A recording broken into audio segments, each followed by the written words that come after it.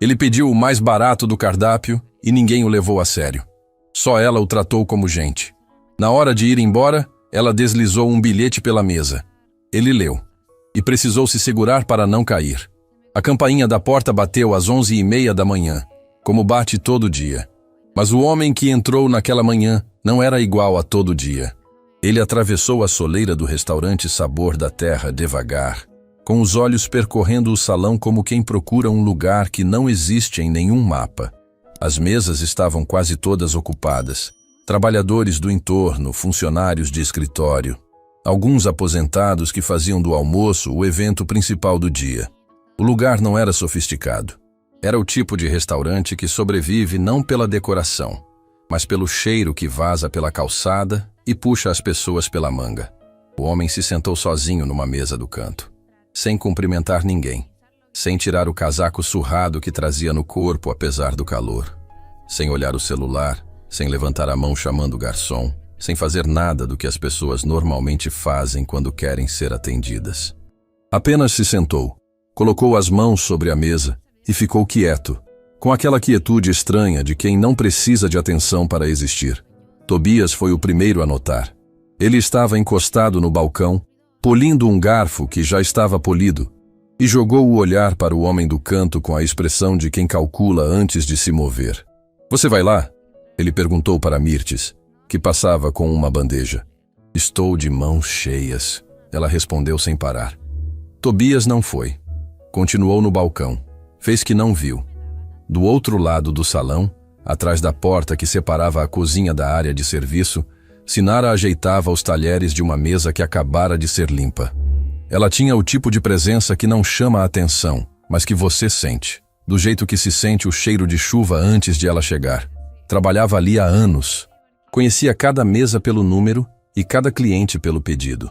Sabia quando o ventilador do canto estava para entrar em pane antes que o barulho começasse. Sabia quando a cozinha estava atrasada, só pelo jeito que seu Flaviano, o cozinheiro, batia a panela no fogão.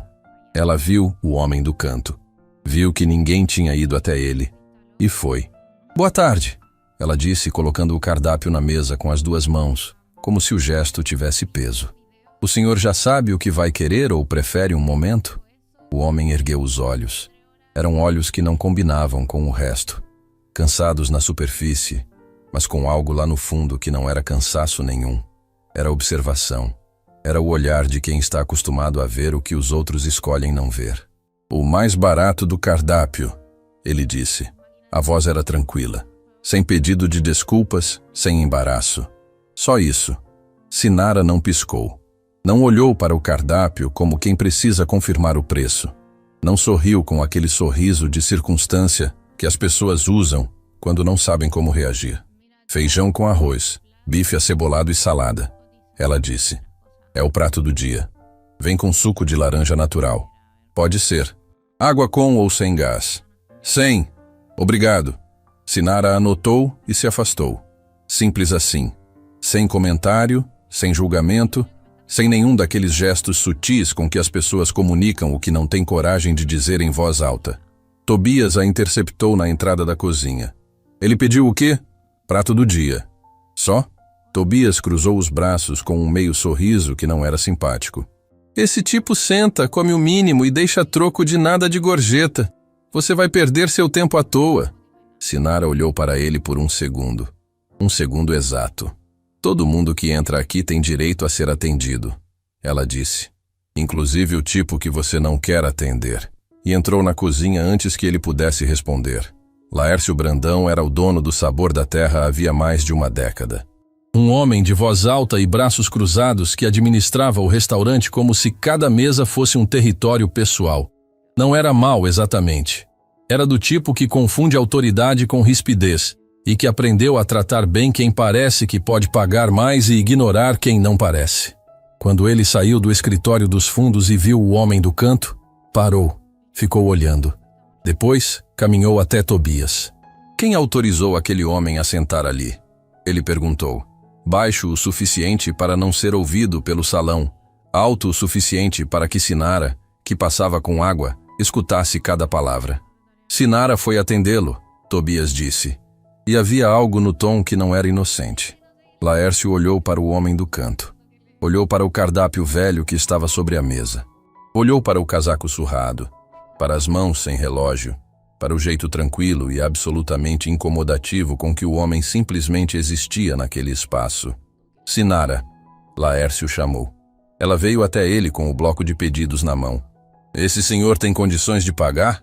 Ele perguntou, sem abaixar a voz desta vez. No salão, 2 mesas viraram a cabeça.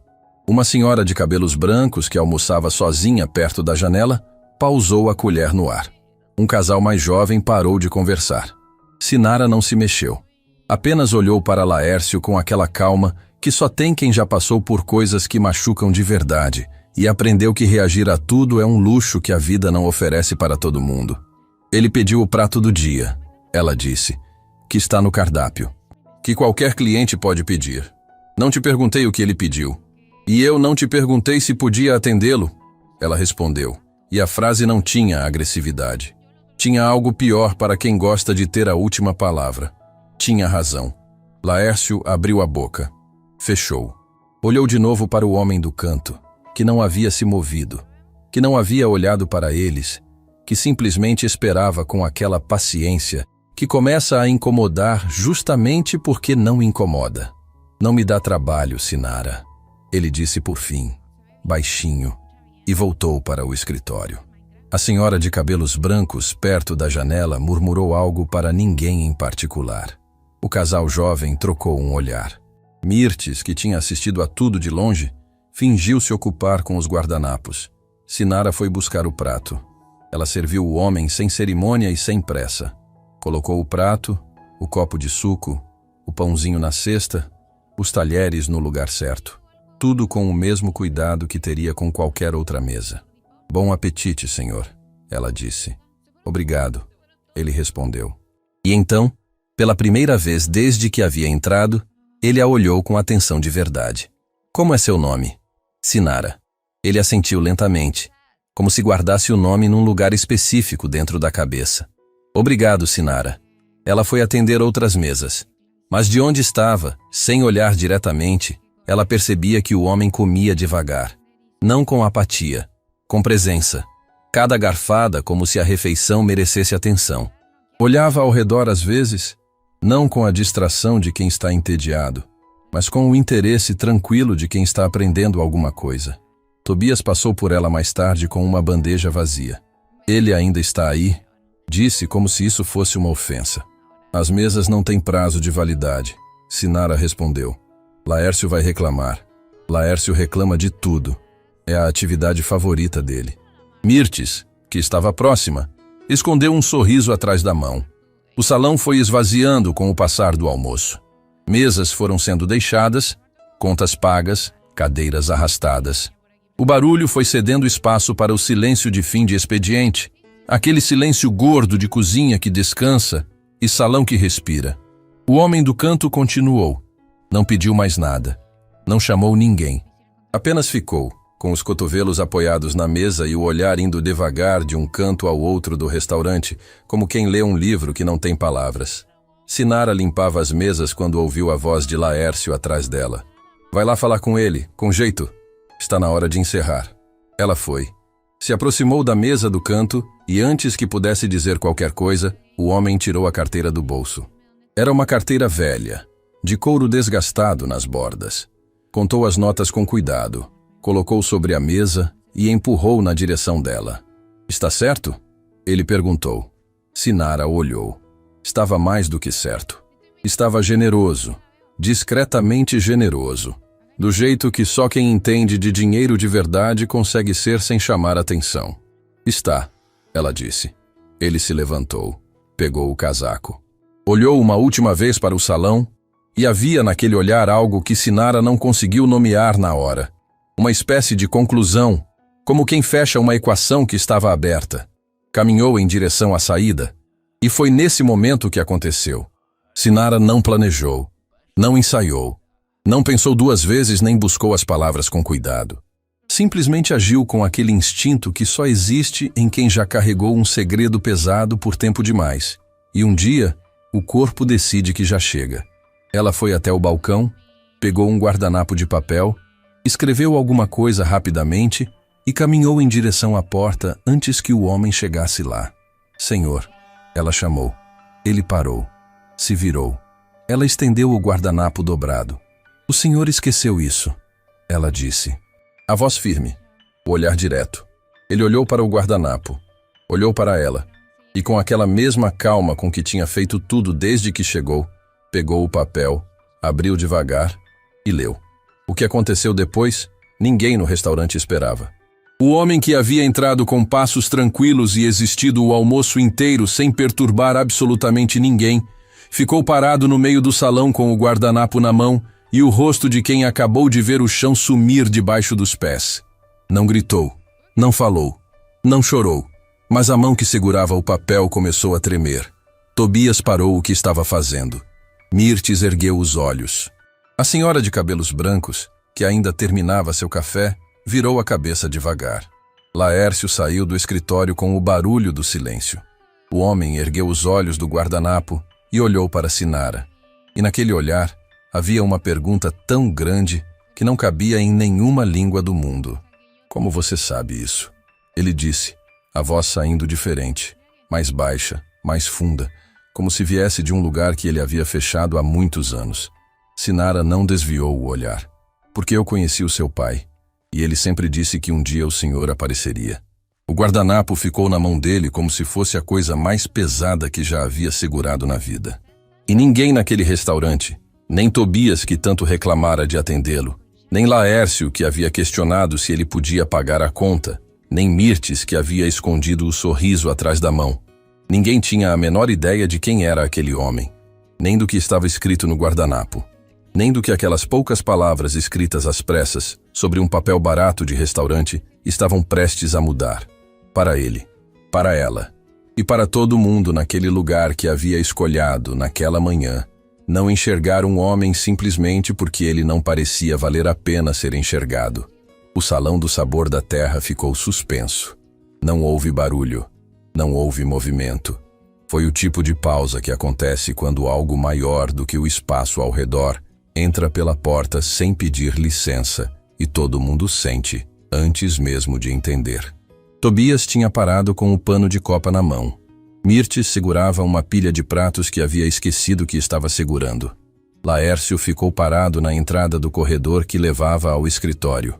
Os braços que costumavam estar cruzados caíram ao lado do corpo. Até o barulho da cozinha havia diminuído, como se seu Flaviano, do outro lado da parede, também tivesse sentido que algo havia mudado na temperatura do lugar. O homem estava parado no meio do salão com o guardanapo na mão. Sinara estava parada diante dele, e a pergunta que ele havia feito, como você sabe isso? Ainda pairava no ar entre os dois como fumaça depois de um fogo apagado. Podemos sentar? Ele disse por fim. A voz havia mudado. Não era mais a voz tranquila e contida de quem pede o prato mais barato do cardápio sem embaraço nenhum. Era a voz de alguém que acabou de receber uma notícia que não esperava e precisa de chão firme debaixo dos pés antes de continuar. Sinara fez um gesto para a mesa do canto. A mesa dele. A mesma onde havia almoçado em silêncio por quase 2 horas, sem que ninguém quisesse saber o nome. Eles sentaram. Tobias deu um passo na direção deles. Laércio o deteve com um olhar. Não porque entendesse o que estava acontecendo, mas porque havia algo naquela cena que avisava, sem palavras, que qualquer interferência seria um erro. O homem dobrou o guardanapo com cuidado e colocou sobre a mesa. Olhou para ele por um momento. Depois olhou para Sinara. Você escreveu um nome, ele disse. Escrevi. O nome do meu pai. O silêncio que veio depois pesou diferente de todos os silêncios daquele dia. Sinara não desviou o olhar, mas algo nela mudou. Não no rosto, não na postura. Por dentro. Como quando uma peça que estava fora de lugar finalmente encontra onde encaixar. Eu sei, ela disse. Como? Ele perguntou. E agora havia algo na voz que não era mais apenas espanto. Era uma coisa mais difícil de nomear. A dor específica de quem carrega uma ausência há tanto tempo que já nem sente o peso, até que alguém menciona o nome daquilo que falta. Sinara apoiou as mãos sobre a mesa.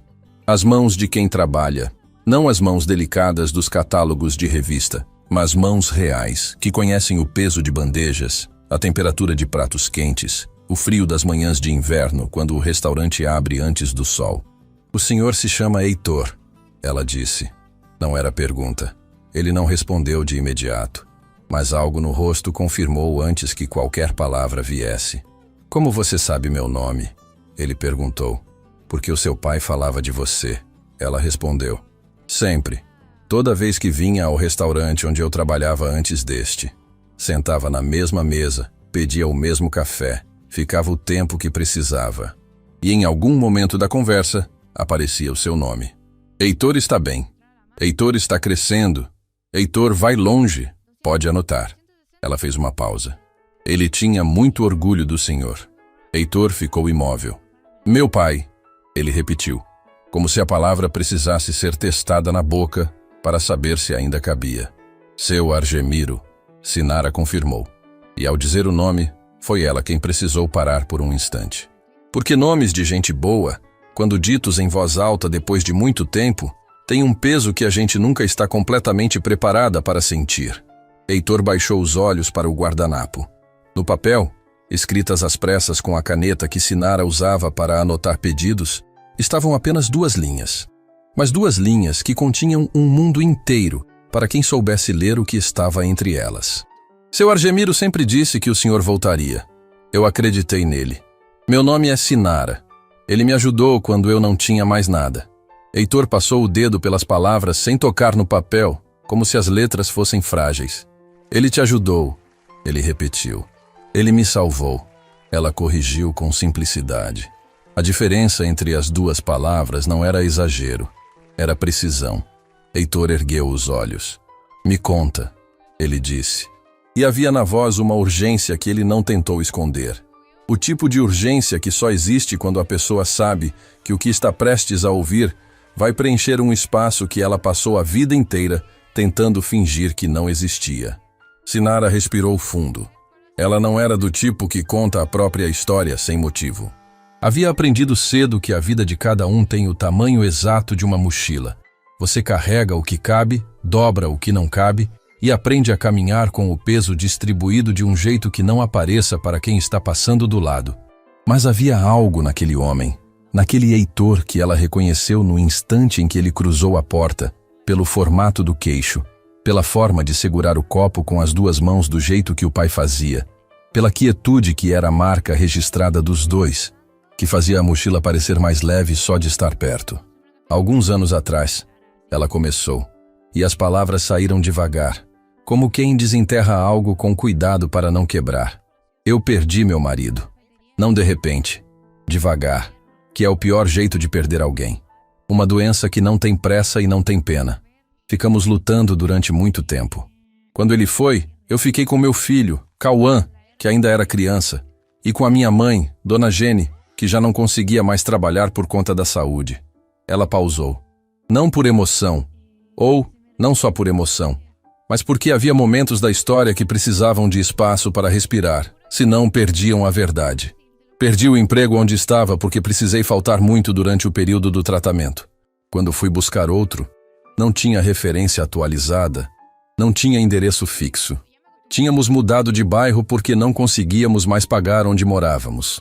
Era um ciclo que não parava. Um problema dentro do outro, dentro de outro." Heitor ouvia sem interromper, sem oferecer frases de consolo que não foram pedidas. Apenas ouvia, com aquela atenção inteira que algumas pessoas têm, e que é mais rara e mais valiosa do que qualquer coisa material. "Num desses dias", Sinara continuou, "eu entrei num boteco perto da rodoviária para pedir um copo de água. Eu estava vindo de uma entrevista que não tinha dado certo. O Cauã estava com minha mãe, mas eu sabia que em casa não tinha o suficiente para o jantar. E eu não tinha mais nada. Nem plano, nem dinheiro, nem energia para fingir que estava bem." Ela olhou para as próprias mãos. O seu pai estava sentado num banco na calçada do lado de fora. Um senhor de idade, com um chapéu de palha e uma sacolinha de mercado no chão. Ele me viu parada na porta do boteco e perguntou se eu estava bem. Eu disse que sim, porque a gente sempre diz que sim, mesmo quando não está. Mas ele perguntou de novo. E dessa vez olhou nos meus olhos quando perguntou. Mirtes, do outro lado do salão, havia parado completamente de fazer qualquer coisa. Nem tentava disfarçar. Tobias estava de costas, mas imóvel. Laércio havia voltado para o corredor, mas a porta estava aberta. Seu Argemiro sentou comigo por quase 1 hora. Sinara disse. Não me deu conselho que eu não pedi. Não perguntou coisas que não eram da conta dele. Apenas ficou. E quando foi embora, deixou um envelope em cima da mesa. Dentro tinha dinheiro, o suficiente para o jantar, para a semana, para o mês. E um bilhetinho escrito à mão. Ela parou. Heitor estava completamente quieto. O bilhete dizia.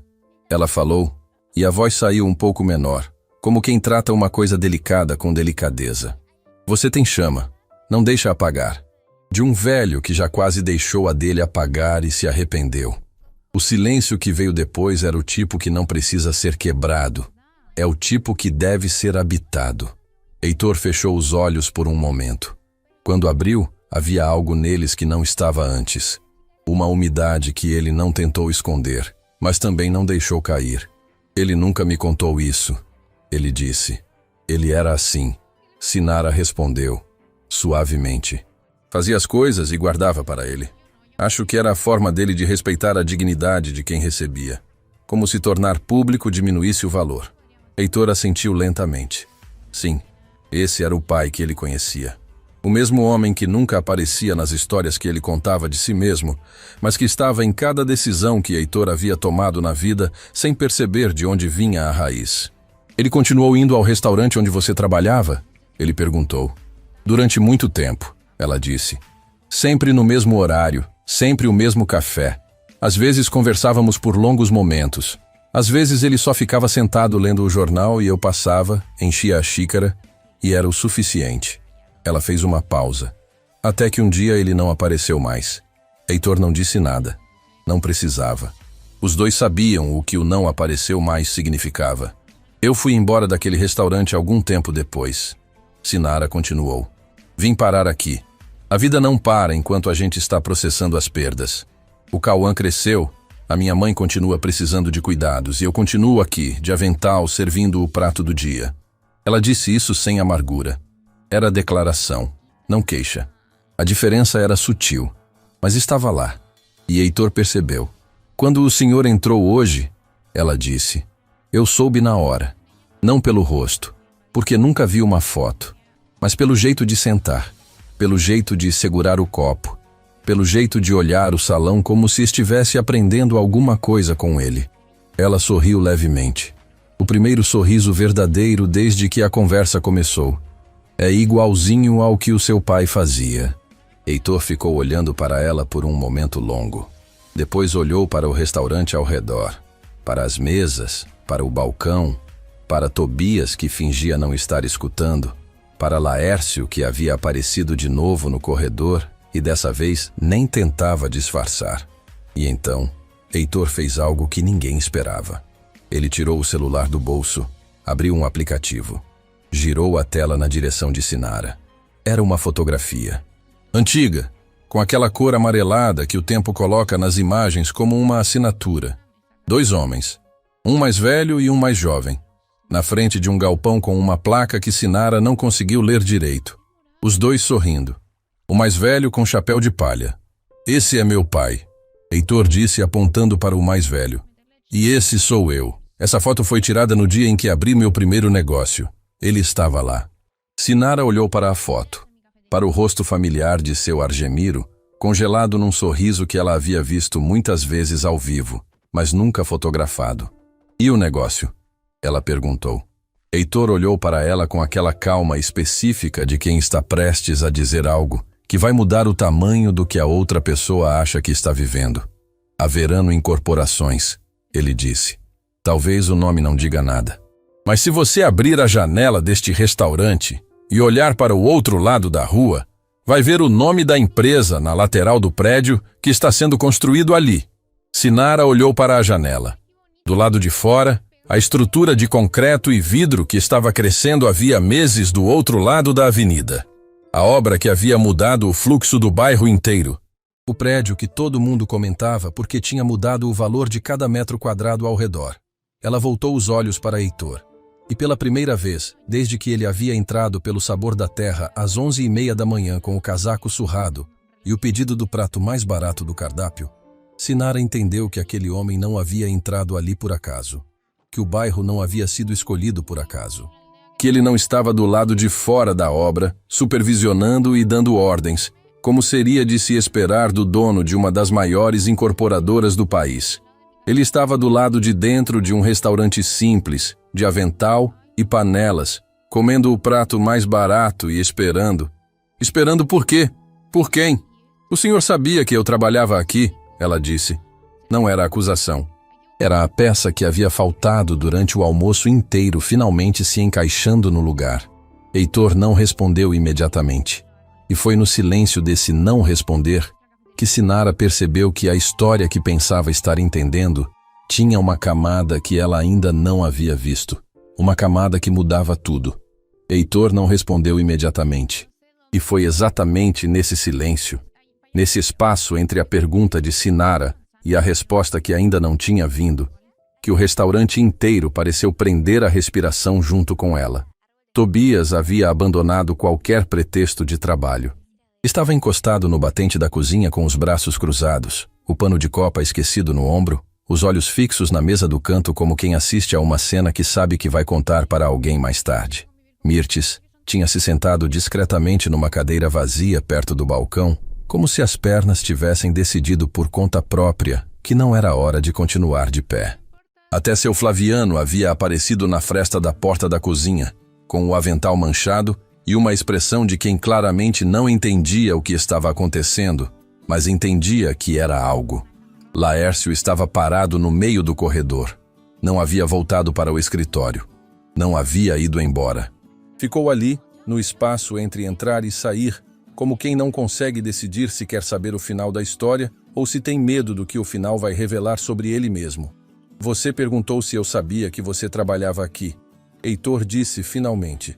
A voz estava calma, mas havia nela uma textura diferente. Como madeira que parece lisa, mas tem veios que você só sente quando passa a mão devagar. A resposta é sim. Eu sabia. Sinara não se mexeu. Como? Ela perguntou. Heitor colocou a mão dentro do casaco e tirou algo que ninguém esperava. Não era carteira. Não era celular. Era um caderno pequeno de capa dura, com o couro tão gasto nas bordas que parecia ter viajado o mundo inteiro dentro de um bolso. As páginas tinham aquela cor de papel que o tempo transforma em mel. Ele colocou o caderno sobre a mesa com o mesmo cuidado com que se pousa algo que não tem preço. Meu pai deixou isso, ele disse. Encontrei depois que ele foi. Demorei algum tempo para ter coragem de abrir.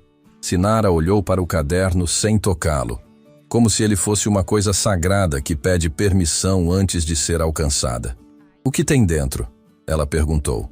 Nomes. Ele respondeu. Nomes, endereços, datas. E ao lado de cada um, uma frase. Às vezes curta, às vezes longa. Uma espécie de diário que ele não chamava de diário. Cada entrada era uma pessoa que ele havia encontrado. Cada frase era o que ele queria lembrar daquele encontro.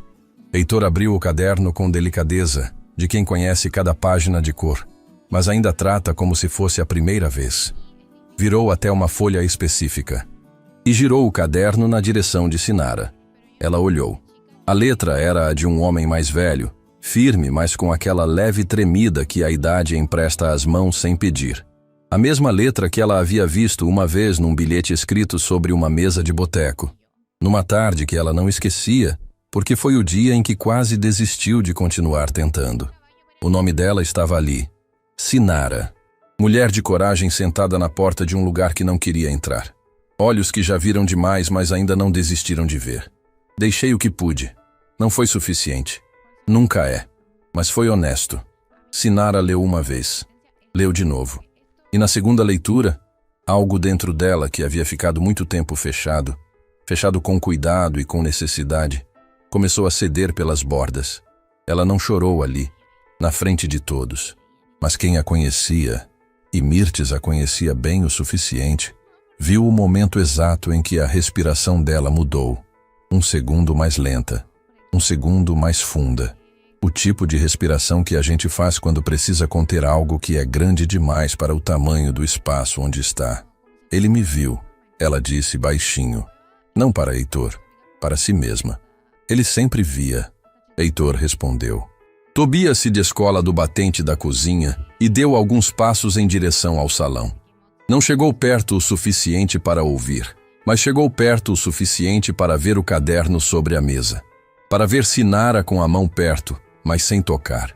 Para ver Heitor com aquele olhar de quem está entregando algo que custou muito para ser entregue.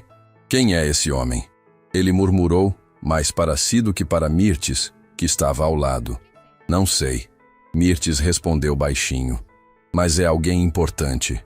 Importante não, Laércio disse inesperadamente, da entrada do corredor. Os dois viraram. Ele estava olhando para a mesa do canto com uma expressão que nenhum dos dois havia visto nele antes. Não era a expressão do dono que calcula.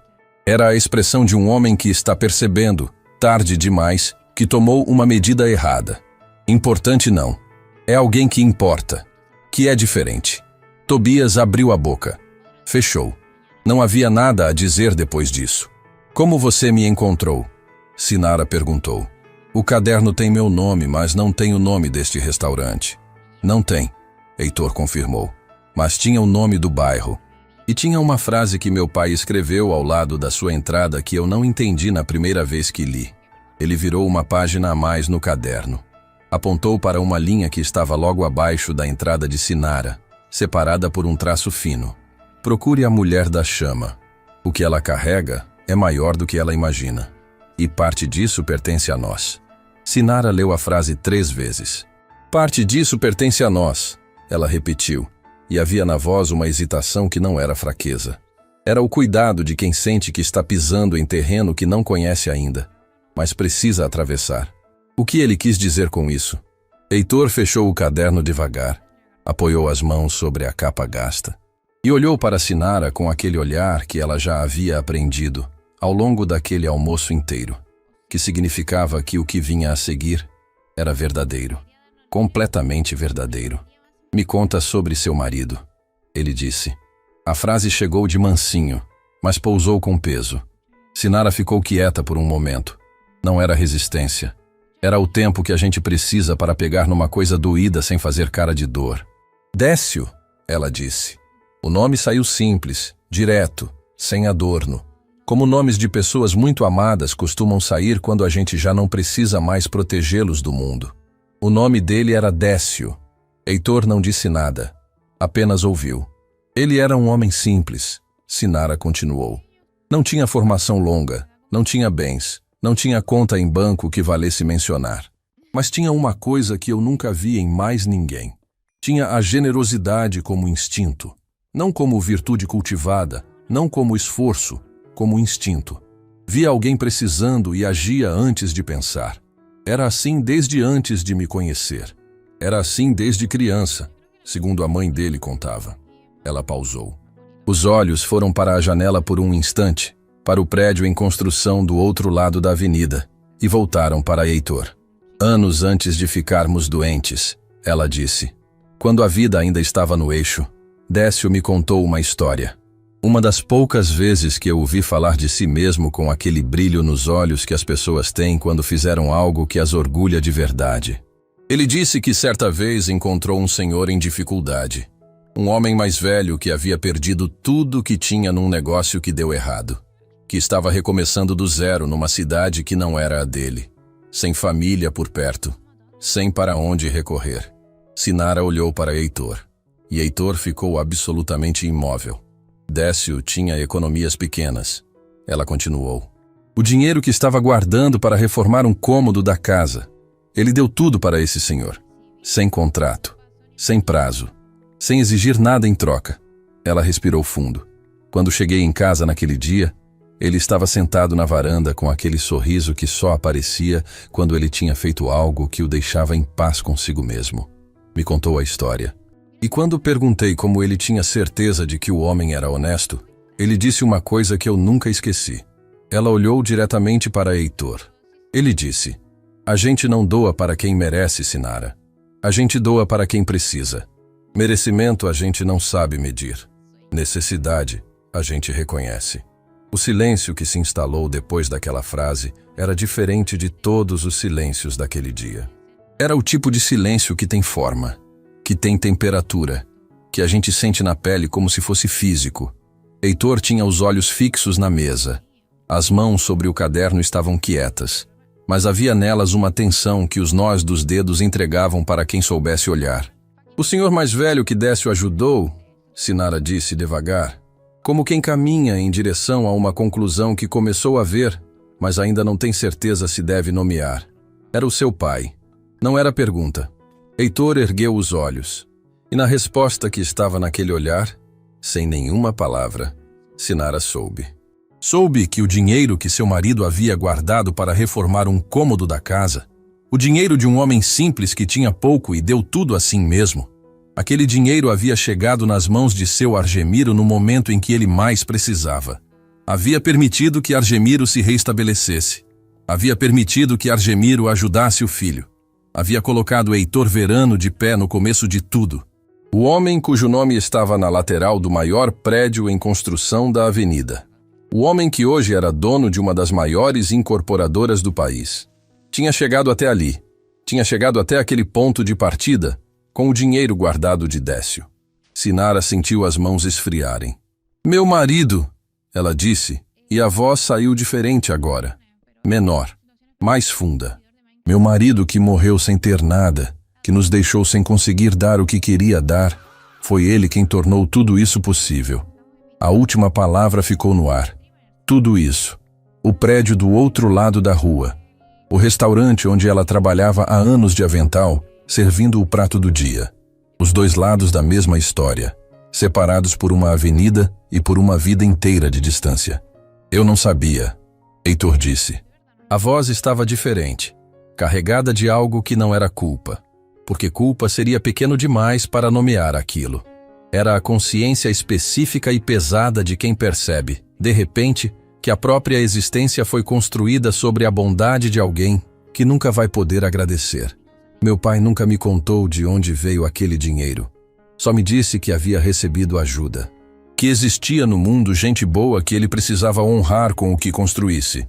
Ele honrou, Sinara disse. Honrou quando me encontrou naquela tarde e ficou sentado comigo sem me pedir nada.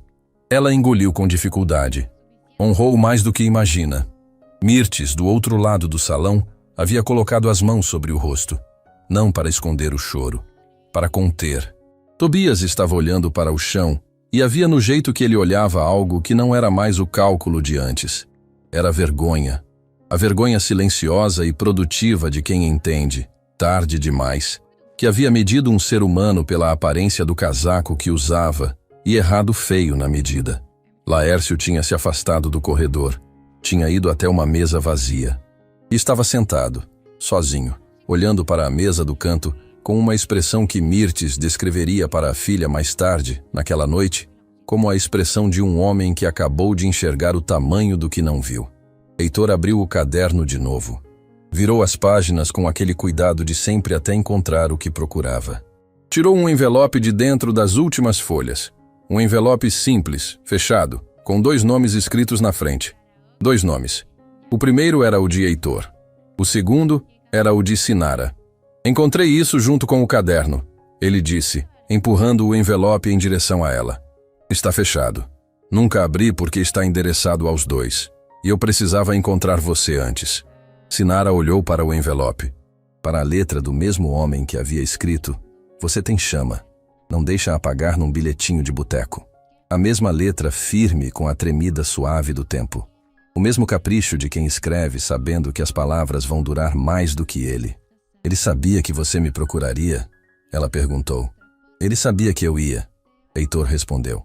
Me conhecia bem o suficiente para saber que quando eu encontrasse o caderno, não ia descansar enquanto não encontrasse cada pessoa que estava nele. Uma pausa. Você foi a última. A última. Sinara olhou para o envelope.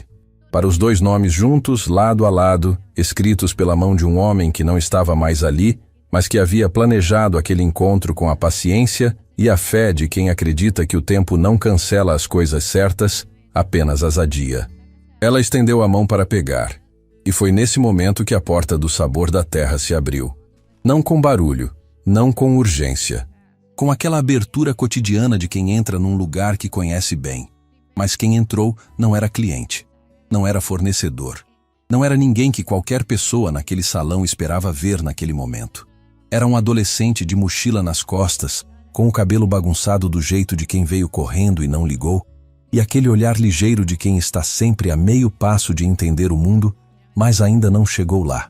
Ele percorreu o salão com os olhos até encontrar Sinara, e quando encontrou, o passo acelerou. "Mãe", Cauã chamou chegando perto. "A vovó mandou me dizer que o médico ligou. Precisa da senhora amanhã cedo para buscar os exames." Ele parou. Olhou para o homem sentado na frente da mãe. Olhou para o caderno sobre a mesa. Olhou para o envelope que a mãe tinha na mão, mas ainda não havia aberto. "Tá tudo bem?" Sinara olhou para o filho. E aconteceu uma coisa que ninguém naquele restaurante esperava. Ela sorriu. Não o sorriso pequeno e contido que havia deixado escapar algumas vezes durante a conversa. Sorriu de verdade, com aquele sorriso que muda a arquitetura do rosto inteiro, que vai dos lábios até os olhos, que é o tipo de sorriso que não consegue ser fabricado porque só aparece quando alguma coisa muito grande pousa num lugar que estava vazio há muito tempo. "Está tudo bem", ela disse. Melhor do que estava. Cauã olhou de novo para o homem.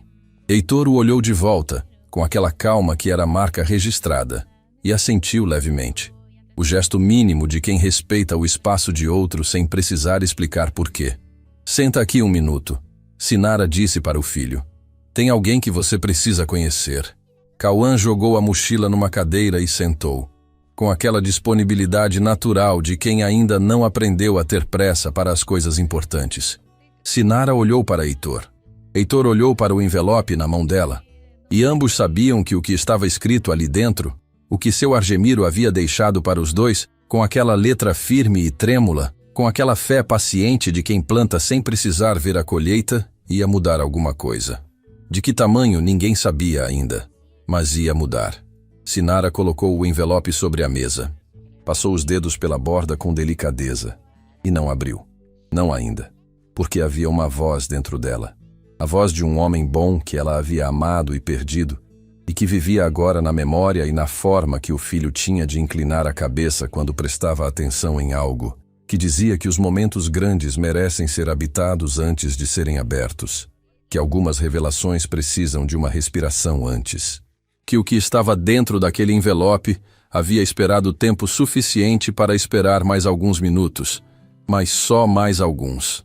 O envelope ficou sobre a mesa por alguns minutos que pareceram ter o peso de anos. Cauã olhava para ele sem entender completamente, mas com aquela percepção silenciosa que os jovens têm quando algo maior do que eles está acontecendo ao redor. Não perguntou. Apenas ficou quieto, com as mãos sobre a mochila no colo, esperando do jeito que sua mãe havia ensinado, que as coisas importantes chegam no tempo delas e apressar não adianta. Sinara olhou para Heitor. Heitor fez um gesto suave com a cabeça. Simples, gentil. "Pode abrir." Ela pegou o envelope. Passou o dedo pelo lacre com cuidado, como quem não quer rasgar nada além do necessário. Tirou as folhas de dentro, 2 páginas, escritas dos 2 lados, com aquela letra que ela já havia aprendido a reconhecer como de um homem que escolhia cada palavra antes de colocá-la no papel. Começou a ler em silêncio. E o salão inteiro, Mirtes, Tobias, Laércio, que havia voltado discretamente para perto do corredor, seu Flaviano, que nunca havia saído da fresta da cozinha, o salão inteiro ficou absolutamente parado, como se respirar fosse barulho demais para aquele momento. Sinara leu a primeira linha, fechou os olhos por um segundo, abriu e continuou.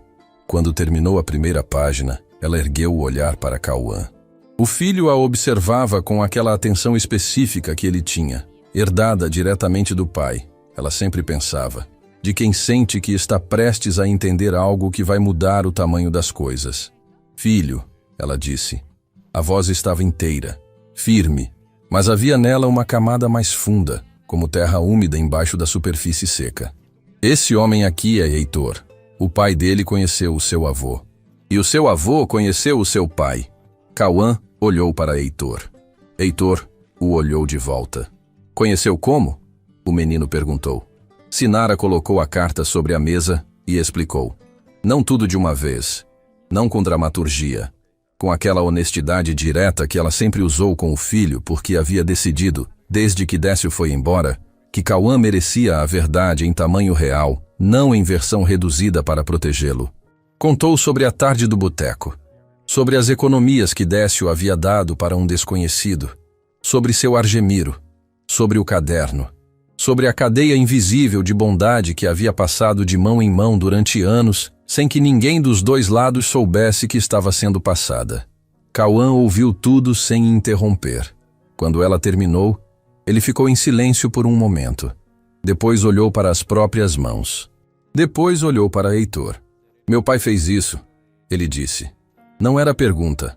Era uma descoberta sendo habitada em voz alta, do jeito que as pessoas fazem quando precisam ouvir a própria voz dizendo uma coisa para acreditar que é real. Seu pai fez isso, Sinara confirmou. Cauã assentiu devagar. E havia naquele aceno a maturidade silenciosa de um jovem que cresceu rápido porque a vida pediu, mas que naquele momento parecia ter encontrado algo que o deixava pousar. Como se uma peça que estava faltando desde sempre tivesse aparecido e encaixado sem esforço. Ele era assim, Cauã disse baixinho. Eu era pequeno, mas lembro. Era assim mesmo. Mirtes virou o rosto para o lado. Tobias colocou a mão na nuca e ficou olhando para o chão. Posso continuar? Sinara perguntou para Heitor, com a segunda página na mão. É sua carta tanto quanto é minha, ele respondeu. Ela leu a segunda página e dessa vez não conseguiu terminar em silêncio. Não porque perdeu o controle. Sinara era do tipo que segura as coisas até o limite. Mas porque havia uma frase no meio da segunda página que atravessou esse limite como atravessa uma faca fina, sem barulho, sem aviso, direto no lugar que dói de verdade. Ela parou, pressionou os lábios, respirou pelo nariz. Cauã colocou a mão sobre a dela sobre a mesa, sem dizer nada. Apenas colocou a mão ali, do jeito que ela havia feito tantas vezes por ele, quando ele tinha pesadelo, quando levou a notícia da escola que não havia passado na matéria, quando completou o primeiro aniversário sem o pai em casa. Agora, era ele segurando a mão dela. E naquele gesto pequeno e enorme, Sinara encontrou o que precisava para continuar. Leu o restante em voz alta, para que Heitor também ouvisse. Porque aquilo pertencia aos dois, como o envelope sempre anunciara. A carta de seu Argemiro dizia, nas últimas linhas, o seguinte: Heitor, você construiu muito, mas o alicerce não foi meu. Foi de um homem que nunca vai saber o tamanho do que fez. Encontre a família dele, não para pagar uma dívida. Dívida assim não se paga com dinheiro. Mas para que eles saibam que o bem que o Décio plantou deu fruto, que ele não foi embora sem deixar raiz, que a bondade dele ainda está de pé, de outro jeito, em outro lugar. Isso é o que ele merece saber. E a mulher e o filho dele merecem carregar isso com eles pelo resto da vida. Não como fardo, como força. O salão ficou em silêncio. O tipo de silêncio que não pede para ser quebrado. Cauã tinha os olhos fechados. Não chorava. Estava quieto do jeito que as pessoas ficam quando estão guardando alguma coisa para não esquecer nunca mais. Heitor olhou para a janela, para o prédio do outro lado da avenida. E havia no olhar dele algo que não era orgulho do que havia construído.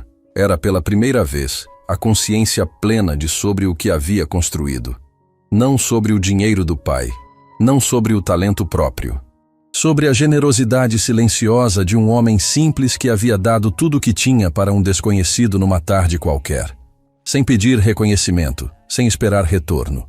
Sobre Décio, que nunca soube, que nunca ia saber, mas cujo filho estava ali, sentado numa mesa de restaurante simples, com a mão sobre a da mãe, tendo acabado de descobrir que o pai havia deixado uma herança que não cabia em inventário nenhum.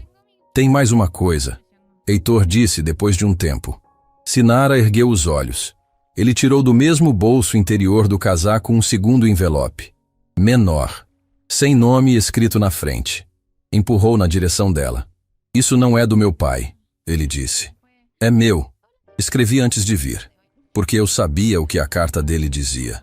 E sabia que palavras, por mais certas que sejam, não bastam. Sinara olhou para o envelope. Não o abriu imediatamente. O que é? Ela perguntou. Uma proposta. Ele respondeu. Não de caridade. Não de favor.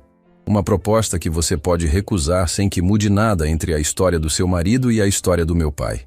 Essa história já está completa. Já é bonita do jeito que é.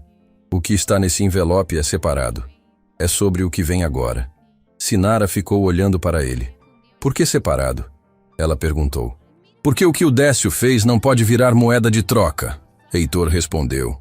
E havia na voz uma firmeza que não era dureza. Era respeito. Ele não fez aquilo para ganhar nada. Então o que eu estou oferecendo não pode parecer pagamento. Seria diminuir ele. Sinara ficou quieta por um momento. Longo. Depois olhou para Cauã, que a observava com aqueles olhos do pai. A mesma cor, o mesmo jeito de esperar. Pegou o segundo envelope, mas antes de abrir, olhou para Heitor com uma expressão que ele não esperava. Não era desconfiança. Não era gratidão excessiva. Era algo mais difícil e mais precioso do que qualquer um dos dois. Era dignidade. A dignidade específica de quem passou por muito, perdeu muito, e ainda assim chegou até aqui inteira o suficiente para escolher como receber o que a vida oferece. Eu vou ler, ela disse. Mas primeiro preciso que o senhor saiba uma coisa. O quê? Que independente do que estiver escrito aí dentro. Ela olhou para o segundo envelope, depois voltou os olhos para ele. O que o senhor fez hoje, vindo até aqui, encontrando a gente, contando tudo isso, já foi. Já é suficiente. O Cauã vai crescer sabendo quem foi o pai. Vai crescer sabendo que bondade não some. Que ela viaja, muda de forma, atravessa anos, e um dia aparece na porta de um restaurante com um casaco velho e pede o prato mais barato do cardápio. Heitor ficou imóvel. E pela primeira vez desde que havia entrado pelo sabor da terra naquela manhã, o homem que havia atravessado o salão inteiro sem perturbar ninguém, que havia comido em silêncio, que havia segurado o guardanapo com a mão tremendo, que havia ouvido tudo com aquela calma de quem foi treinado pela vida a não se desfazer nas situações difíceis, esse homem não conseguiu segurar. Uma lágrima desceu.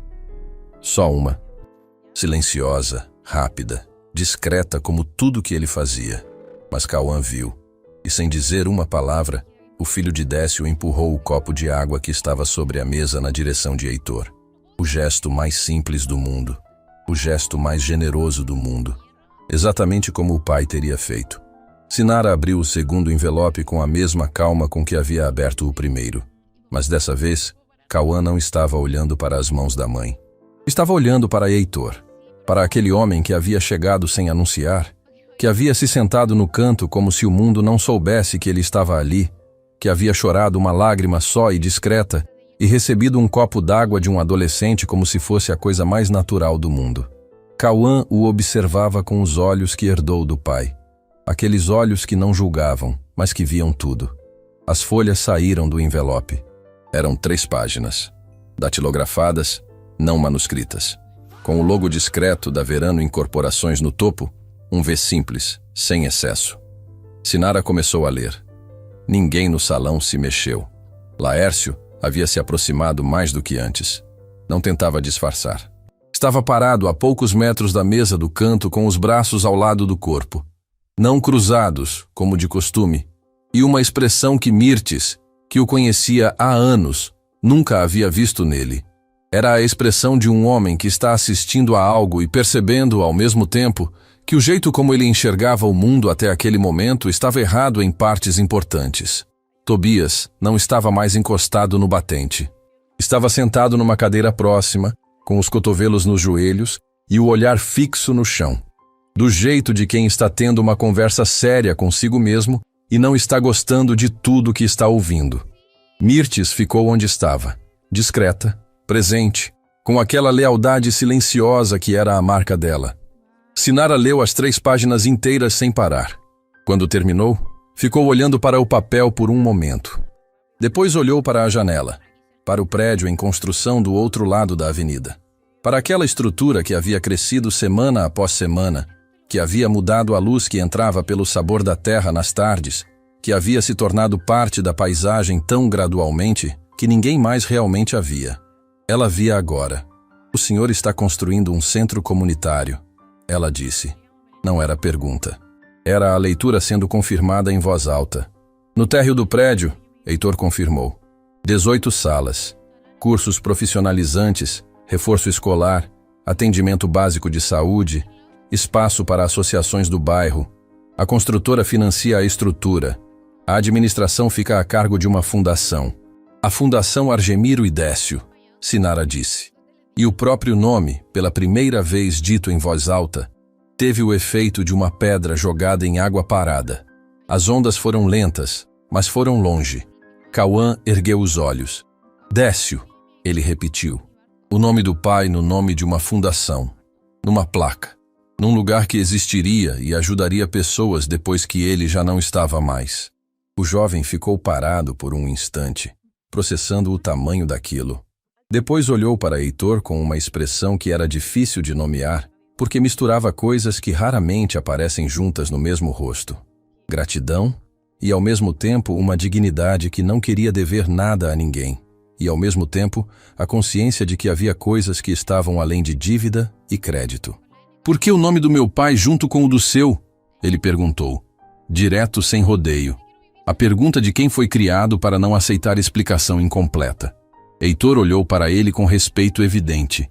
O tipo de respeito que não é ensinado, que aparece quando a pessoa diante de você diz algo que merece ser levado a sério. Porque um não existiria sem o outro. Ele respondeu. Meu pai construiu com o que tinha. O que tinha veio do seu pai. Colocar só um nome seria contar metade da história. E metade da história é uma mentira bem disfarçada. Cauã ficou olhando para ele por alguns segundos. Depois assentiu.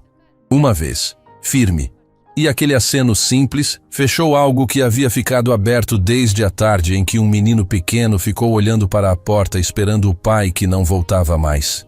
Tem uma proposta dentro dessa proposta, Sinara disse, voltando para as páginas. O senhor quer que eu administre a fundação? Quero, Heitor confirmou. Não porque você é a viúva do Décio. Isso seria a razão errada.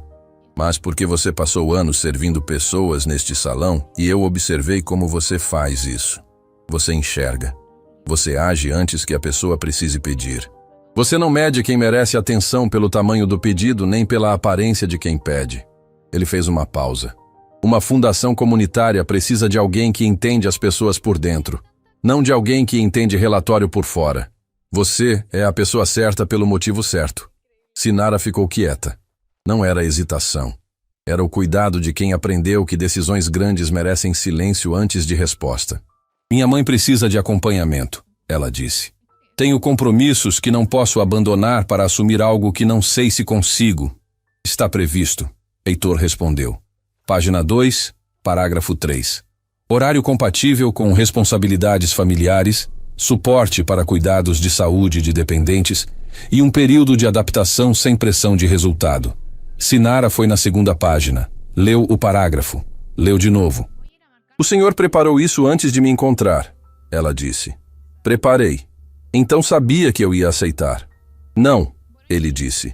E havia na resposta uma honestidade desarmante. Sabia que você merecia a opção. Aceitar ou recusar era seu direito. Vim aqui para entregar a opção. O que você faz com ela é sua vida, não a minha. Foi nesse momento que Laércio deu um passo à frente. Não foi planejado. Foi o tipo de movimento que o corpo faz quando a cabeça finalmente para de calcular e deixa outra coisa tomar o controle. Ele caminhou até a mesa do canto, parou perto da cadeira vazia que sobrou depois que Cauã chegou e ficou de pé com as mãos na frente do corpo, como alguém que não sabe muito bem o que fazer com elas quando não estão cruzadas. Com licença, ele disse. Os três olharam para ele. Laércio não olhou para Heitor. Olhou para Sinara. Eu precisava te pedir desculpas há muito tempo, ele disse. A voz saiu diferente. Sem o volume de costume, sem a autoridade que ele usava como uniforme. Era a voz de um homem sem uniforme. Não só pelo que aconteceu hoje, por muita coisa. Por anos de coisa. Sinara o olhou sem expressão julgadora. Apenas o olhou. Eu sei que trabalhei mal contigo, ele continuou. E cada palavra parecia custar mais do que a anterior. Sei que te paguei menos do que você merecia. Sei que deixei de te defender quando devia. Sei que hoje cedo perguntei em voz alta se aquele homem podia pagar a conta. E a única pessoa que me envergonhou naquele momento foi você, com uma frase. E você tinha razão. O salão estava em silêncio total. Não estou falando isso porque descobri quem ele é. Laércio fez um gesto em direção a Heitor, sem olhar para ele. Estou falando porque estava errado antes de saber quem ele é. E isso é o que importa. Sinara ficou olhando para ele por um momento longo. Eu sei, Laércio, ela disse por fim. Simples, sem drama. Eu sempre soube. Ele assentiu. Afastou-se de volta para o corredor sem dizer mais nada. E havia naquele afastamento algo que não era derrota. Era alguém caminhando com um peso menor do que o que trouxe. Tobias se levantou da cadeira onde havia ficado sentado por tempo demais. Caminhou até a mesa. Parou. Olhou para Sinara com aquela dificuldade específica de quem precisa dizer algo que o orgulho não quer deixar passar. Eu falei que você ia perder seu tempo atendendo ele disse. Que era o tipo que não vale a gorjeta. Uma pausa. Eu estava errado. Em tudo. No que pensei. No que disse. No que não fiz. Me desculpa. Sinara o olhou com os mesmos olhos que havia olhado para Laércio. Sem raiva guardada. Sem satisfação pela reviravolta. Todo mundo mede errado às vezes, Tobias. Ela disse. O que importa é o que você faz depois que percebe. Ele assentiu. Voltou para o lugar dele. Mas não voltou igual. Isso qualquer um que estivesse olhando podia ver. Mirtes chegou perto de Sinara, se agachou ao lado da cadeira e falou baixinho, só para ela. Você vai aceitar? Sinara olhou para as páginas na mão, para o logo discreto no topo, para o nome que estava escrito no projeto, 2 nomes juntos, 2 homens que nunca se viram, mas que, sem saber, haviam construído uma ponte que chegou até esse exato momento nesse exato restaurante. Ainda não decidi. Ela respondeu honestamente. Mas vou levar para casa. Vou ler de novo. Vou conversar com minha mãe. Mirtes apertou o braço dela e se levantou. Heitor se preparava para ir. Pegou o casaco, colocou o caderno de volta no bolso interior com o mesmo cuidado de sempre. Mas antes de se levantar, olhou para Cauã uma última vez. Posso te dizer uma coisa? Ele perguntou. Cauã ergueu os olhos. Seu pai nunca vai saber o que construiu. Heitor disse. Mas você vai. E um dia, quando você fizer algo bom por alguém sem esperar nada em troca, vai entender na prática o que eu estou tentando dizer com palavras agora. A bondade não tem endereço fixo. Ela vai e volta por caminhos que a gente não controla. Mas ela volta sempre. Cauã ficou olhando para ele. E então fez uma coisa que pegou Heitor completamente desprevenido. Se levantou. Estendeu a mão. Heitor olhou para a mão estendida do filho de Décio, a mão de um jovem que havia crescido sem o pai, mas com tudo que o pai havia plantado nele, e a apertou, firme, do jeito que homens de verdade se cumprimentam quando o que está sendo selado não é um contrato, é uma continuidade. Heitor se levantou, se despediu de Sinara com uma inclinação de cabeça, atravessou o salão do Sabor da Terra em direção à porta. Os mesmos passos de quando havia chegado. O mesmo casaco, a mesma quietude. Mas quando a campainha da porta soou atrás dele, nenhuma coisa naquele restaurante era igual ao que era quando ela havia soado pela primeira vez. Sinara ficou com as páginas na mão, com os 2 envelopes sobre a mesa, com o filho ao lado, e com uma certeza que não havia estado ali no começo do dia. A certeza de que Décio havia ido embora sem saber, sem conseguir deixar bens ou herança ou qualquer coisa que o mundo reconhece como legado. Mas havia deixado algo que durou, que viajou, que chegou até ali intacto depois de anos. Havia deixado o exemplo, e exemplo, Sinara sabia melhor do que ninguém. É a única herança que ninguém consegue confiscar. Mas o que ela ainda não sabia, o que Heitor não havia contado, não por omissão deliberada, mas porque havia uma parte da história que ele mesmo só havia descoberto dias antes de entrar naquele restaurante, era que o nome de Décio já estava no projeto da Verano Incorporações há mais tempo do que ela imaginava. Muito antes de Heitor a encontrar. Muito antes do caderno ser aberto. Posto ali por alguém que conhecia a história inteira desde o começo. E essa pessoa ainda estava viva. O ônibus estava cheio naquela tarde. Sinara ficou de pé, segurando a barra de metal com uma mão, e os 2 envelopes com a outra, apertados contra o peito como se fossem algo que o vento pudesse levar. Cauã estava ao lado, com a mochila entre os pés, olhando pela janela com aquele silêncio de quem está processando coisas grandes demais para virar em conversa ainda. Eles não falaram durante o trajeto inteiro, não precisavam. Havia entre mãe e filho, naquele dia específico, uma linguagem que não usava palavras. A linguagem de quem partilhou a mesma perda e carregou o mesmo peso por tempo suficiente para não precisar mais explicar o que sente. Apenas sentir junto. Quando desceram na parada de sempre e viraram a esquina do bairro, Sinara percebeu que a luz da varanda estava acesa. Dona Geni nunca acendia a luz da varanda antes do anoitecer. Era uma economia pequena, do tipo que quem já passou por aperto cultiva como hábito permanente mesmo quando a necessidade passa. A luz acesa era sinal de que algo estava diferente. A porta não estava trancada.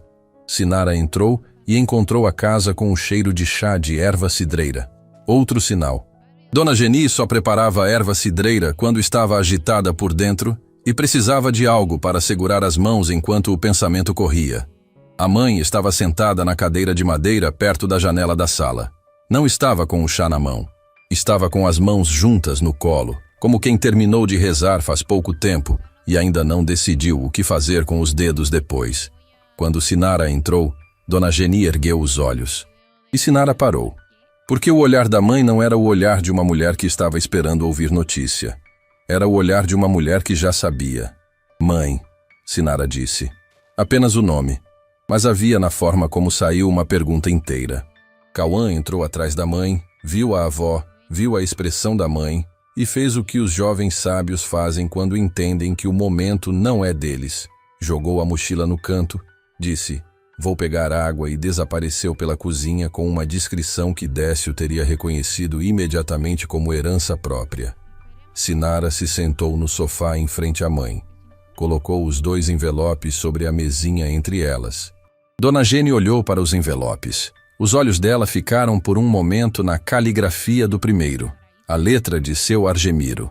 E naquele momento, naquele segundo exato em que os olhos da mãe reconheceram a letra sem que ninguém tivesse dito de quem era, Sinara sentiu o chão mudar de textura debaixo dos pés. Você conhecia ele? Sinara disse. Não era acusação. Era uma percepção chegando, devagar, com o peso específico das coisas que a gente deveria ter visto antes. Dona Geni não desviou o olhar. Conhecia, ela respondeu. A voz saiu inteira, sem tremor. Era a voz de quem guardou algo por muito tempo e chegou ao dia de entregar. O silêncio que veio depois tinha textura de tecido grosso, pesado, do tipo que aquece e sufoca ao mesmo tempo. Desde quando? Sinara perguntou. Desde antes de você nascer, Dona Geni respondeu. Sinara ficou imóvel. Argemiro e seu pai foram amigos, a mãe continuou. E cada palavra saía com o cuidado de quem carrega vidro. Trabalharam juntos quando eram jovens, numa oficina que não existe mais.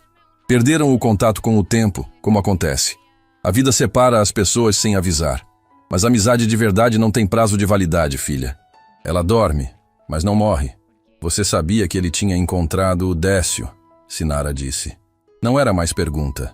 Era a linha sendo traçada, ponto por ponto. Soube depois, Dona Geni respondeu. Argemiro me ligou. Contou que tinha recebido ajuda de um rapaz generoso. Descreveu o Décio sem saber que eu conhecia aquele homem. E quando eu entendi quem era, fiquei em silêncio.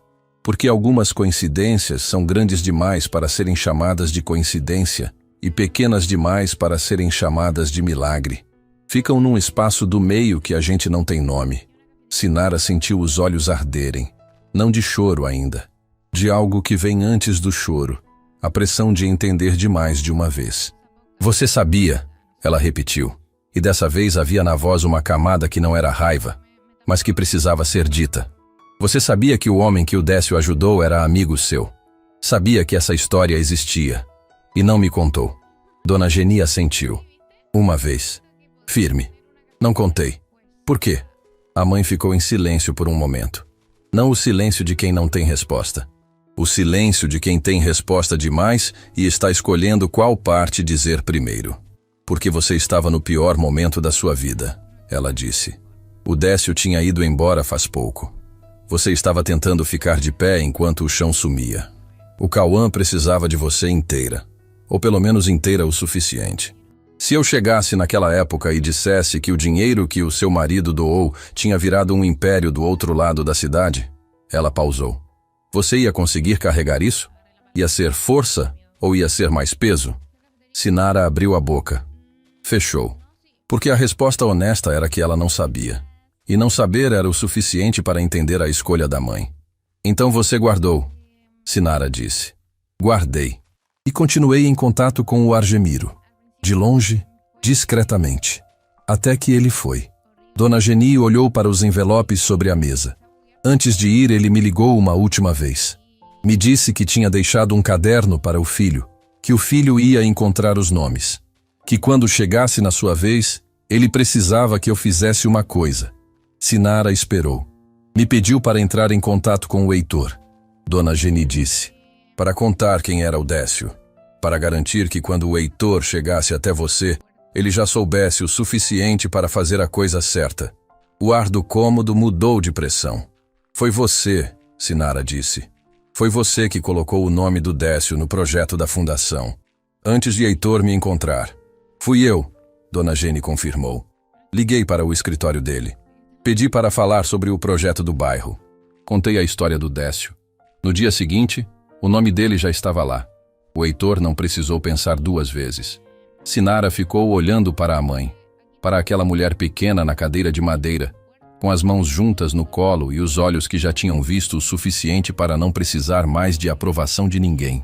Aquela mulher que havia feito chá de erva cidreira enquanto esperava, que havia acendido a luz da varanda para que a filha soubesse, antes de entrar, que algo diferente estava acontecendo, que havia guardado um segredo durante anos, não por covardia, mas pelo mesmo instinto com que se cobre uma criança com um cobertor no frio, não para esconder, mas para proteger enquanto o frio não passa.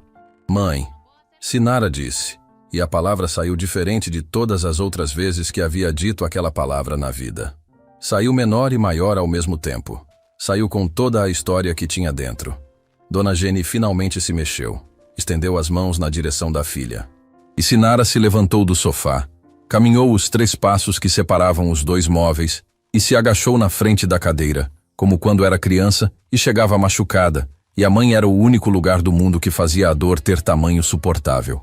Dona Geni colocou as mãos no rosto da filha. As mãos de uma mulher que viveu muito, com as marcas e a temperatura e a firmeza de quem não poupou as mãos da vida, mas também não deixou a vida poupar delas a ternura.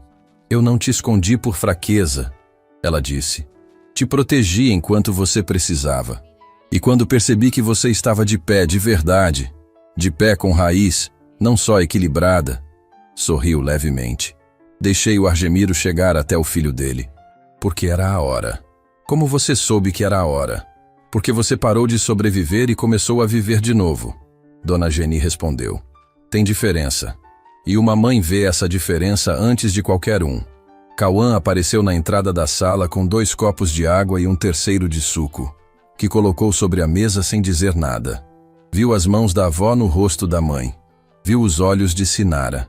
Colocou os copos.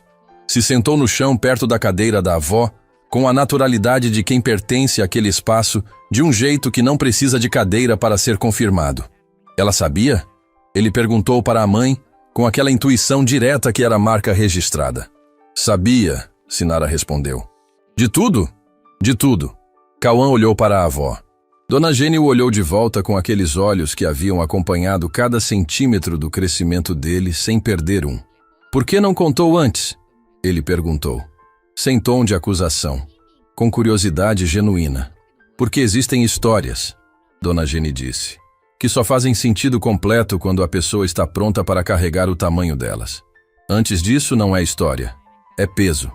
Cauã ficou pensando por um momento. E agora a gente está pronto, ele disse. Agora vocês estão prontos. O jovem assentiu com aquela maturidade que aparecia nele às vezes, súbita e sólida, e que sempre fazia Sinara fechar os olhos por um segundo, porque era a maturidade do pai viva num rosto diferente. Depois de um tempo, Quando o silêncio havia se acomodado e virado o tipo que a família usa como descanso, Sinara pegou o segundo envelope de cima da mesa. A proposta de Heitor. Ele me ofereceu para administrar a fundação, ela disse para a mãe. Dona Geni não demonstrou surpresa. Claro que não. E você? Ela perguntou. Ainda não decidi. O que te faz hesitar? Sinara ficou olhando para o envelope. Medo, ela respondeu, com a honestidade crua que reservava para poucos momentos e poucas pessoas. Medo de não dar conta. Medo de ser grande demais para mim. Medo de chegar lá e descobrir que sou melhor em servir prato do dia do que em administrar qualquer coisa. Dona Geni ficou em silêncio por um momento. Depois disse uma coisa simples. Tão simples que poderia passar despercebida se não fosse dita por uma mulher que havia passado a vida inteira observando a filha de perto o suficiente para saber onde doía de verdade. Você administra esta casa há anos, filha. Com pouco dinheiro, com criança crescendo, com mãe doente, com luto no coração e sorriso no rosto para quem precisava ver o sorriso. Se você conseguiu administrar tudo isso, ela apontou para o cômodo simples ao redor, para as paredes, para a janela, para o filho sentado no chão. Então uma fundação é menor do que o que você já carrega todos os dias? Cauã olhou para a mãe. E Sinara sentiu algo que não tinha nome exato, mas que reconhecia desde sempre. Aquela sensação específica de quando uma decisão que parecia difícil de fora, vista de perto e com os olhos certos, é na verdade a única decisão possível. Ela olhou para os envelopes, para a letra de seu Argemiro no primeiro, para o logo discreto da Verano Incorporações no segundo, para as mãos da mãe que haviam guardado uma história inteira por amor, para o filho que havia crescido sem o pai, mas com tudo que o pai havia plantado. E então olhou para além da janela, na direção que sabia que ficava o sabor da terra, onde um homem havia entrado naquela manhã com um casaco velho e o coração cheio, e havia esperado que uma garçonete fizesse o que ninguém mais fazia, enxergá-lo. Pegou o celular. Encontrou o número que Heitor havia deixado escrito no verso da última página da proposta. Digitou uma mensagem curta. Vou aceitar, mas quero te contar algo antes que você soube antes de mim. Podemos conversar amanhã? Esperou. A resposta veio em menos de 1 minuto. Também curta. Eu sei o que vai me contar. E quero ouvir de você mesmo assim. Amanhã. Onde você preferir. Sinara ficou olhando para a tela. E sorriu. O mesmo sorriso do meio do dia. No restaurante, quando Cauã havia chegado e ela havia entendido que aquele era um momento para ser habitado antes de ser aberto. Agora estava aberto. Completamente aberto. Mãe, ela chamou. Dona Geni ergueu os olhos. Obrigada, Sinara disse, por tudo que você guardou. E pelo jeito que você guardou. Dona Geni ficou quieta por um momento. Os olhos brilharam. Não deixou cair. Sua avó, ela disse para Cauã, desviando o assunto com aquela arte de quem não sabe receber gratidão sem mudar de assunto. Vai querer um pedaço de bolo. Tem alguém aqui que sabe fazer bolo? Cauã se levantou do chão com um sorriso. Só se for de milho, ele disse. Só pode ser de milho. E os dois foram para a cozinha deixando Sinara sozinha na sala por um momento. Com os envelopes sobre a mesa, com o celular na mão, com a janela mostrando o começo da noite lá fora. Ela ficou ali, quieta, com a consciência plena, talvez pela primeira vez desde que Décio havia ido embora, de que o bem que ele havia plantado não havia sumido com ele. Havia viajado, havia mudado de forma, havia atravessado anos e distâncias e dores que ela ainda estava aprendendo a nomear, e havia voltado, não para devolver o que foi perdido. Isso nenhuma bondade do mundo consegue fazer, mas para lembrar que o que foi plantado com amor não morre, dorme, espera. E quando o tempo é o certo, aparece na porta de um restaurante simples com um casaco velho e pede o prato mais barato do cardápio. E muda tudo. A conversa com Heitor aconteceu numa manhã em que o bairro ainda estava acordando. Não no restaurante. Não num escritório. Num banco de praça perto da obra, com 2 cafés de papelão comprados na padaria da esquina e o barulho distante das máquinas de construção servindo de fundo para 2 pessoas que tinham muita coisa a dizer e sabiam, as 2, que pressa seria desrespeito. Sinara contou sobre Dona Geni. sobre a amizade antiga com seu Argemiro, sobre os anos de silêncio guardados com cuidado de mãe, sobre o telefonema que a mãe havia feito ao escritório dele antes que ele pisasse no restaurante, sobre o chá de erva cidreira e a luz da varanda acesa que ela só aprendeu a interpretar depois de entrar. Heitor ouviu tudo sem interromper uma única vez. Quando ela terminou, ele ficou olhando para o café na mão por um momento longo. Depois ergueu os olhos para a estrutura do prédio em construção do outro lado da rua. Ela fez o que meu pai pediria que eu fizesse, ele disse. Garantiu que ninguém ficasse de fora da história. Foi exatamente isso, Sinara confirmou. Então preciso conhecê-la, ele disse. Com sua permissão. Sinara olhou para aquele homem que havia entrado num restaurante simples com um casaco velho e a paciência de quem sabe que as coisas certas chegam quando a gente para de forçar. Que havia chorado uma lágrima só e recebido um copo d'água de um adolescente como se fosse o gesto mais precioso da vida. Ela vai gostar muito, Sinara respondeu. Semanas depois, a Fundação Argemiro e Décio abriu as portas, sem cerimônia exagerada, sem discurso de palanque, apenas as portas abertas, a placa nova na fachada com os 2 nomes gravados lado a lado, e as primeiras pessoas do bairro entrando com aquela mistura de curiosidade e esperança que tem cheiro de começo, o melhor cheiro que existe. Sinara estava na entrada quando a primeira família chegou. Uma mulher com 2 crianças pequenas e uma pasta de documentos debaixo do braço, com aquele olhar de quem não está acostumada a chegar em lugares assim, sem que alguém questione se ela pertence ali. Sinara abriu a porta. Bem-vinda, ela disse. Pode entrar, esse lugar é seu. A mulher a olhou. E no olhar que voltou, havia um reconhecimento silencioso, o de quem enxerga em outra pessoa alguém que já esteve no mesmo chão difícil e entende, sem precisar de nenhuma explicação, o que custa ter coragem de atravessar uma porta. As crianças entraram correndo. O som daqueles passos pequenos ecoando pelo corredor foi o discurso de inauguração mais bonito que qualquer palavra poderia ter sido. Cauã entrou como voluntário por conta própria. Acordou um dia, chegou até a mãe na cozinha antes do café ficar pronto e disse com aquela diretividade herdada de Décio que sempre aparecia nas decisões que importavam. Quero ajudar nos reforços de matemática. Sei o suficiente para ensinar quem está começando. Sinara olhou para o filho. Viu o pai nele, como via sempre. Mas naquela manhã viu algo além. Viu um homem em formação. Não ainda formado, porque formação leva tempo e erro e recomeço, mas com raiz funda e direção certa. Então vai, ela disse, e ele foi. Pouco depois, um dos alunos que acompanhava, um menino de olhos grandes que sempre chegava antes de todo mundo e ficava esperando na porta, tirou a primeira nota boa de matemática da vida. Chegou com a prova na mão. Ficou parado na frente de Cauã sem dizer nada, apenas mostrando o papel com aquele sorriso de quem não tem palavras, mas tem tudo. Cauã colocou a mão no ombro do menino. Sinara viu de longe e teve que virar o rosto por um segundo. Era o Décio ali, com outro rosto, outra vida. Mas era ele, doando o que tinha sem calcular, sem esperar retorno, porque era o único jeito que sabia existir. Laércio apareceu numa tarde sem avisar.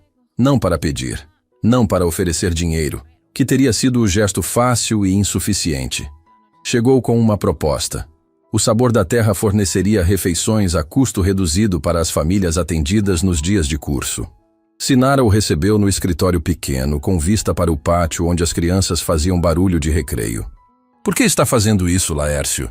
Ela perguntou diretamente. Ele olhou para a janela. Depois respondeu com a honestidade de quem não tem mais energia para a meia-verdade. Porque aprendi que o valor de uma pessoa não aparece no pedido que ela faz. Aparece no que ela faz quando ninguém está olhando e nenhum aplauso vai chegar. Sinara assentiu. Aceito, ela disse. Com uma condição. Que o Tobias saiba que a ideia foi sua. Ele precisa ver que é possível mudar depois de ter errado. Isso vale mais do que qualquer parceria. Laércio entendeu sem precisar que repetissem. Saiu diferente de como havia entrado em qualquer lugar nos últimos tempos. Com o passo mais leve. Com a expressão de quem acabou de soltar um peso que não precisava mais carregar. Numa tarde em que o sol entrava diferente pela janela, Heitor foi até a casa de Sinara, sem disfarce, mas com o caderno do pai no bolso, como sempre. Dona Geni o recebeu na sala. Os dois ficaram sentados frente a frente, com décadas de amizade, perdas e bondades trocadas entre gerações, e conversaram por tempo suficiente para o chá esfriar, sem que nenhum dos dois notasse. Sinara ficou na cozinha com Cauã, deixando aquele encontro ser o que precisava ser. Às vezes, a coisa mais generosa que a gente pode fazer é sair do caminho. Quando Heitor foi embora, Dona Geni ficou quieta na cadeira com o olhar numa direção que não era o cômodo. Era mais longe ou mais fundo, que dá no mesmo quando a saudade tem esse tamanho. Mãe, Sinara chamou da entrada da sala. Dona Geni virou devagar, os olhos marejados, mas os lábios curvados para cima, com aquele sorriso que não precisa de explicação. O Argemiro teria ficado feliz, ela disse. Com tudo isso, com todos nós. E o pai? Cauã perguntou da cozinha, sem aparecer. A voz chegou simples, direta, com o peso leve de quem realmente quer saber. Dona Geni não hesitou. Seu pai está em cada coisa boa que existe nessa história, ela disse, a voz firme como rocha e macia como abraço ao mesmo tempo. Em cada porta que abrimos, em cada pessoa que entrou porque alguém teve coragem de abrir. O Décio não foi embora, meu filho. Ele virou caminho, e caminho não desaparece. É o que fica quando tudo mais passa. O silêncio que veio depois não era triste. Era do tipo raro, o silêncio de quem chegou no lugar que procurava há muito tempo e finalmente pode parar de caminhar para encontrá-lo. A placa na entrada da fundação tinha os dois nomes gravados em metal simples, sem dourado, sem ornamento. Fundação Argemiro e Décio, porque o bem que um homem planta não morre com ele. Sinara passava por ela toda manhã. Às vezes parava. Passava os dedos pelas letras do marido. Não para buscar o que não estava mais ali, para lembrar o que permanecia, em cada sala aberta, em cada pessoa recebida sem julgamento, em cada filho que crescia entendendo que bondade não é fraqueza. É a única forma de força que o tempo não consegue enfraquecer. Num dia comum, Cauã chegou com um desenho dobrado no bolso. Era de um aluno pequeno que havia aprendido divisão naquela tarde e quis presentear o professor. Um foguete de papel com janelas redondas e bonequinhos de palito desenhados dentro. Cauã entregou para a mãe sem dizer nada. Sinara abriu, olhou, e algo dentro dela pousou de vez. Não com tristeza, com uma paz que só existe do outro lado da dor, quando a gente atravessa tudo o que precisava atravessar e descobre que a memória de quem perdeu não apaga. Transforma. Vira força, vira direção. Vira o motivo pelo qual a gente continua abrindo portas todo dia, mesmo quando está cansada. Ela dobrou o desenho com cuidado.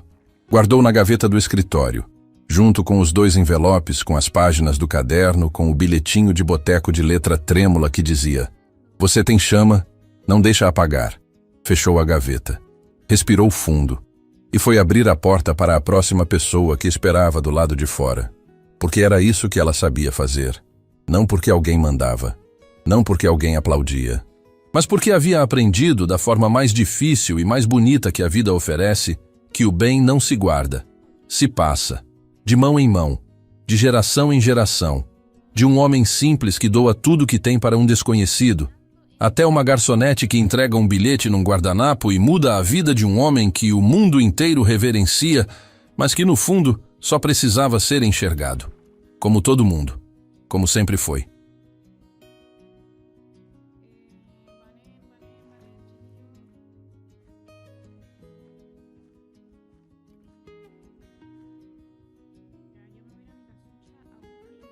¿Cómo le decís tú? Resortera. ¿Eh? Resortera. Resortera esto, mira. Ah, eso se llama mariquita. Le decía Se llama resortera. marica. Marica. Dime. Perdón.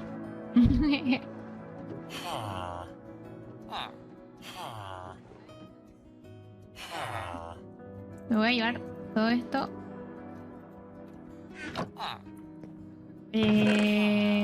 ¿Verdad? Porque no a todos les sale lo mismo.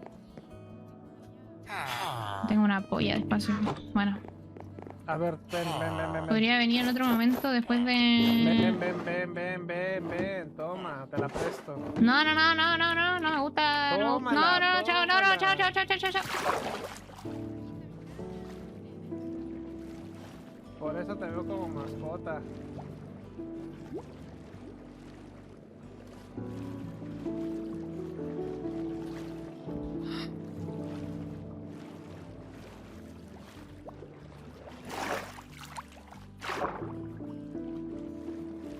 Literal, creo que sale más fácil ahogarme. Es que una quiere hacer ejercicio. ¿En serio vas a nadar 1000 bloques? Es que una quiere hacer ejercicio, pues una es... Fitness. Súbete. Hasta que me agarre una serpiente marina no me voy a subir.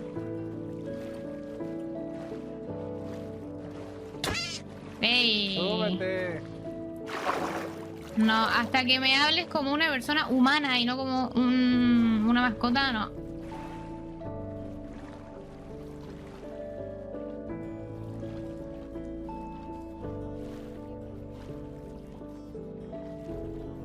Estaba hablando silenciada.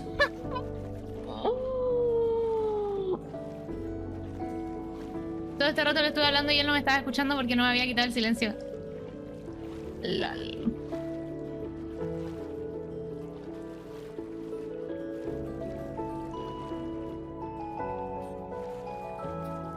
Ya, déjenme. Extraño a la Martu, chiquillo. Extraño a la Martu.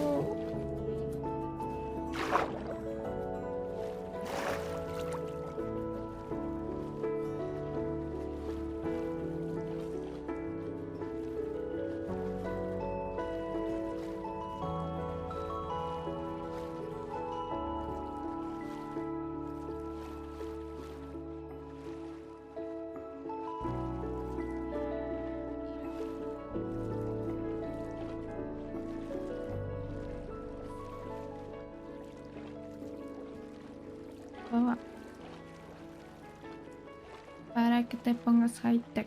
Mira mi cuerpo, siente mi botox. Ni siquiera me...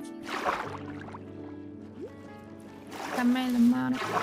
Te presento a Daniel, mi cirujana. Para que te emociones. Si quieres ser alguien, no quieres ser tú. Tienes que ser alguien que no seas tú. Quieres ser tú, no vas a ser nadie, solo serás tú. Alguien, puedes ser tú, tienes que ser alguien que no seas tú. Quieres ser tú, no vas a ser nadie. Mira, ya llegó. Ay, escucho algo raro en el ambiente, como... no sé. Mira. No es la primera youtuber que me abandona. Hola. Escucho como un... ¿Por qué no me quiere hablar? Un zumbido extraño. No entiendo qué... ¿Escuchas un zumbido? Sí, como un mosquito por ahí molestando. No sé. Un mosquito tratando de mascota a la gente, ¿eh? Eres mi mascota. Sería como raro. Mientras no me demuestres que puedes sobrevivir sola, eres una mascota. ¿Y yo por qué te tengo que demostrar? No, chao. Me voy a hacer mi cafetería. Mi cafetería mía. No de... Tu cafetería. Ajá, mi cafetería mía. Y solo tú vas a poder entrar a comer gratis. Todos los demás van a tener que pagar. Tú, Gina Mina, tú vas a ser la única que va a entrar gratis. Sí. Oh, va. Y para ti va a ser precio doble por decirme mascota, ¿ok? Mascota, no Pero puedes viste, vivir. mira cómo me trata, me está invalidando. Es porque soy mujer, ¿cierto? Es porque soy mujer. Me está invalidando mis Asterisco habilidades. muerde su comidita mientras ve el drama. Así que no voy a... Te ofrecimos ayuda, te ofrecí mi mochila y te enojaste porque te ofrecí la mochila. No, porque me dijiste... yo pregunté. Ah, entonces soy vikinga. ¿Y sabes qué me dijo? ¿Quieres saber qué me dijo? Me dijo, no, más bien mi mascota. Y yo existiendo ahí, ¿cómo que mascota? ¿Cómo que tu cuerpo? Mascota. No lo acepto para nada. Así que desde ahora, Hinamina, solo con ella me llevo muy bien. Va. Ujú, ujú. Bueno, ¿qué hacemos con las camas, Gina? ¿Cuáles camas? Aquí en esta mochila traje muchas camas y muchas comidas. E Hombre, ingredientes, todavía no hay que tenemos empezar. casita. Todavía no tenemos casita. Pero hay que ir acomodando, ¿no? Pues sí, pero pues los encargados de la construcción se fueron de sabático. Yo estoy minando.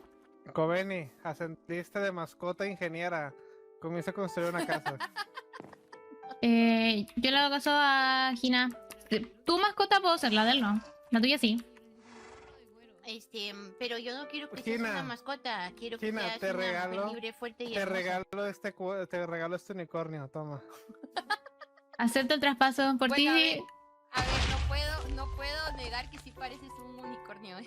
Claro, pero yo soy mascota solo para mujeres empoderadas, no para hombres que me definen solo por mis habilidades para matar a un mimic. Va, ¿quieres vivir aquí? Si tú quieres, ahora soy tu mascota. A ti te voy a hacer caso. Eres bienvenida a vivir aquí. Te puedes hacer tu café por ahí. Pídele Ahí que tú ladre. eliges. No, ¿qué te pasa? ¿Acaso que los unicornios ladran? Mira, si No no sé, sabe, ¿tú has ni visto siquiera uno? sabe, ni siquiera sabe cómo funciona la vida. ¿Es un unicornio? ¿Quién? Yo no, pero sí he visto unicornios. ¿Y los unicornios no ladran? No lo sé. Bueno, entonces, ¿sí? Aquí puedes agarrar cositas aquí de los cofres. Y si ocupas ir hacia hacerte algo, pues. Mira, Reiki, adoptó una Yo soy la aventura. encargada de minería. Soy la Otra jefa de más. minería de los vikingos. Otra. Ok, ok. Pues ahorita ando explorando. Y Guau. Adal es Adal. Se Si te se- hace si muy se fácil porta adaptar mal. VTubers. Si se porta mal, jala la del cuerno, así, órale, para abajo. ¿De qué Defiéndeme, andas defiéndeme,